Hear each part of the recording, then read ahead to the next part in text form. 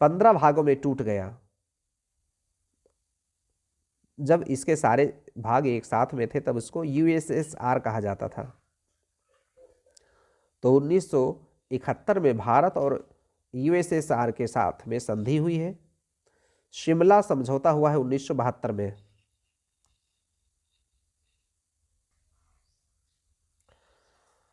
Bharat USSR संधि 1971 में, शिमला समझौता 1972 में हुआ। शिमला समझौता 1972 में हुआ। फरक्का एग्रीमेंट 1996 में हुआ। फरक्का एग्रीमेंट, फरक्का बांध के संबंध में था ये एग्रीमेंट 1996 में। फिर कुछ ऑपरेशन चलाए गए हैं, जैसे ऑपरेशन चेकमेट, ये श्रीलंका में जो लिट्टे के खिलाफ चलाया गया था भारत के द्वारा। ऑपरेशन चेकमेट इसको नाम दिया गया, जब श्रीलंका में लिट्टे विद्रोहियों को दबाने के लिए भारत ने एक ऑपरेशन चलाया, ऑपरेशन चेकमेट। मालदीव में भारत का ऑपरेशन चला था, उसका नाम था ऑपरेशन कैक्टस। मालदीव में ऑपरेशन कैक्टस भारत ने एक ऑपरेशन चलाया था। ब्लू स्टार ऑपरेशन ये पंजाब में चलाया गया था सिखों के विद्रोह के समय। पंजाब में blue star operation Siddharth Bihar में चलाया गया था। ये भारत का ऑपरेशन है। एपिको आंदोलन पी के हेगड़े के द्वारा चलाया गया था। एपिको आंदोलन। शांत घाटी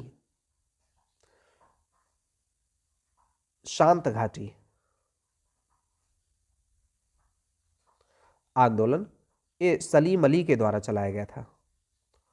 साइलेंट वैली। पूर्वी नौसेना का कमान विशाखापट्टनम में है। सीमा सुरक्षा बल 1965 में बना। सीमा सुरक्षा बल 1965 में बना। आंतरिक सुरक्षा अकादमी माउंट आबू में, आंतरिक सुरक्षा अकादमी माउंट आबू में है, राजस्थान में। माउंट आबू राजस्थान में है आंतरिक सुरक्षा अकादमी।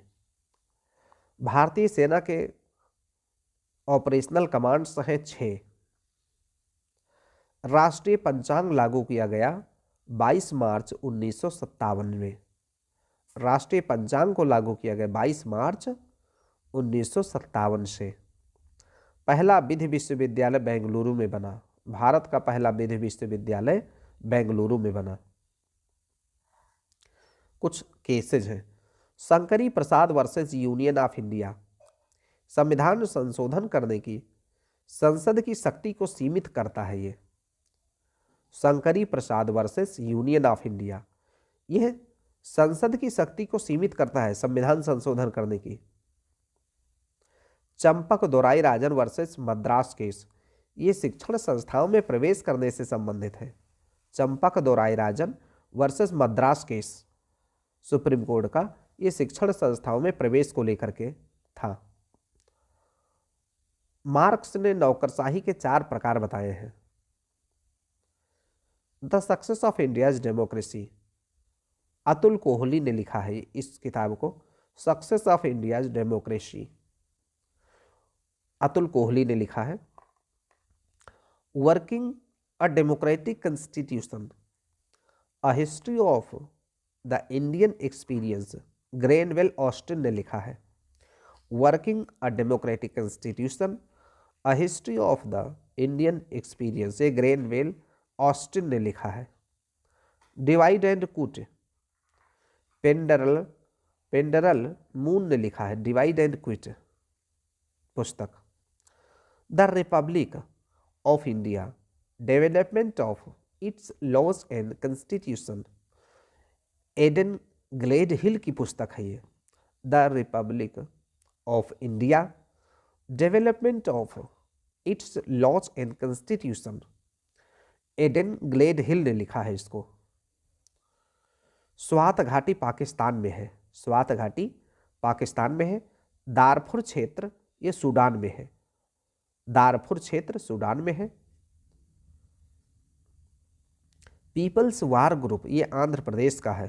Peoples war group Andhra Pradesh का है। अंतर्राष्ट्रीय विकलांग दिवस 3 दिसंबर को मनाया जाता है। आर्कटिक काउंसिल के 8 सदस्य हैं।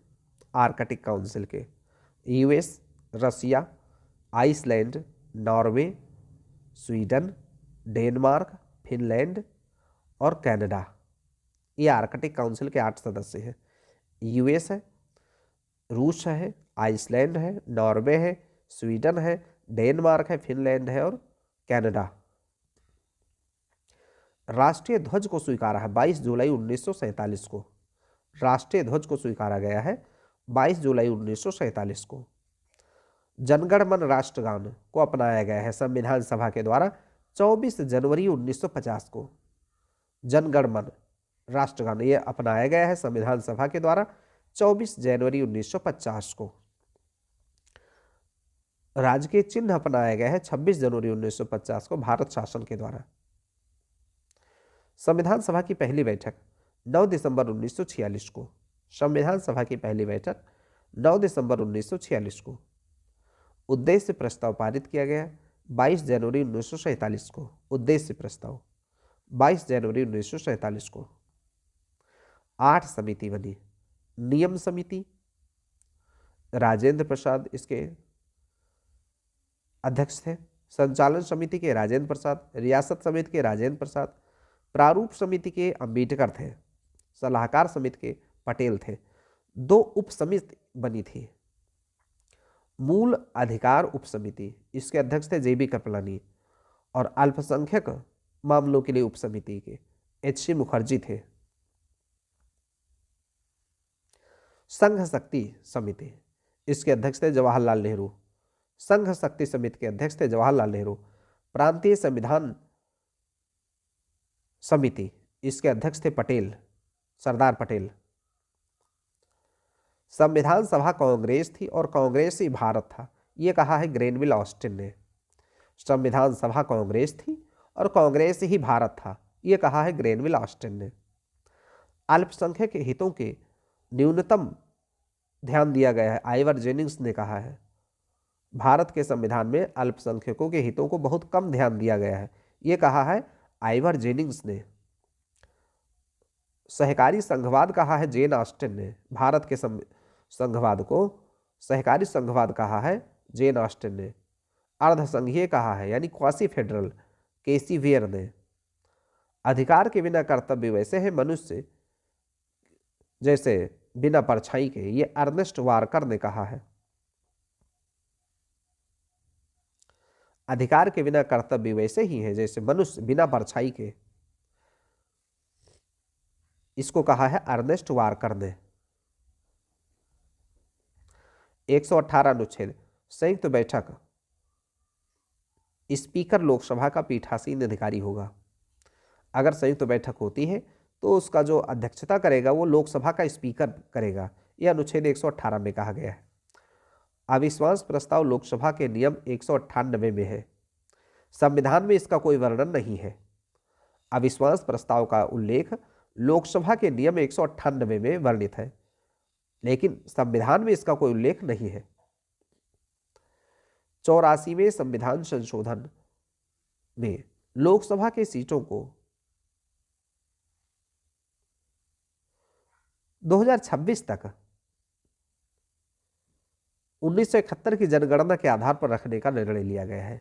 यानी कि लोकसभा में जो सीटों का बंटवारा है वह 2026 तक जैसा है वैसा ही रहेगा और यह 1971 की जनगणना के आधार पर तय किया गया है।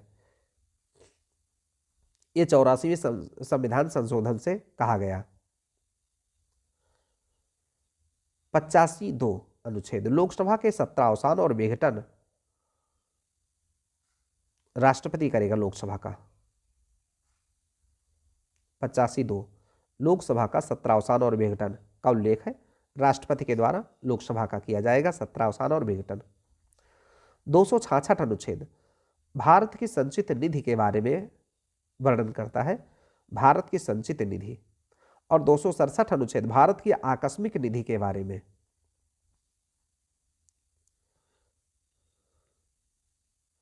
114 अनुच्छेद विनियोग विधेयक, 114 अनुच्छेद है विनियोग विधेयक के बारे में। विनियोग विधेयक पारित होने के बाद में ही संचित निधि से पैसा निकाल सकते हैं भारत सरकार। विनियोग विधेयक पारित होने के बाद में ही संचित निधि से पैसा निकाला जा सकता है भारत सरकार के द्वारा। 267 अनुच्छेद राज्य व्यापार वृत्ति कर 25,000 से प्रति साल से ज्यादा नहीं लगा सकती है। 267 अनुच्छेद के तहत कहा गया है कि राज्य व्यापार वृत्ति पर कर प्रति साल 25,000 से ज्यादा नहीं लगा सकती है। 116 अनुच्छेद लेखानुदान के बारे में बात करता है। जब विनियोग विधेयक पारित न हो, जैसे जब बजट प्रस्तुत किया जाता है तो जब तक के विनियोग विधेयक पारित नहीं हो जाता है तब तक के खर्चों को चलाने के लिए लेखानुदान एक पारित किया जाता है 116 अनुच्छेद के तहत। बजट के चरण है। सबसे पहले बजट को प्रस्तुत किया जाता है, फिर उसके बाद उस पर चर्चा की जाती है, फिर विनियोग विधेयक पारित होता है और फिर वित्त विधेयक पारित होता है, तब जाकर बजट की प्रक्रिया पूरी होती है। तो सबसे पहले बजट को प्रस्तुत किया जाता है लोकसभा में और उस पर चर्चा होती है, दूसरी बात। तीसरी बार में विनियोग विधेयक पारित किया जाता है, फिर वित्त विधेयक पारित किया जाता है। लेखानुदान, प्रत्ययानुवाद अनुदान, अपवादानुदान इसमें शामिल नहीं होता बजट में, यानी कि लेखानुदान बजट का भाग नहीं है। प्रत्ययानुदान, अपवादानुदान ये भी बजट के अंदर नहीं शामिल होते हैं। पीएससी की रिपोर्ट लोकसभा स्पीकर को देती है, राष्ट्रपति को नहीं। पीएससी अपनी रिपोर्ट जो है, पब्लिक अकाउंट कमेटी अपनी रिपोर्ट लोकसभा स्पीकर को देती है, ना कि राष्ट्रपति को।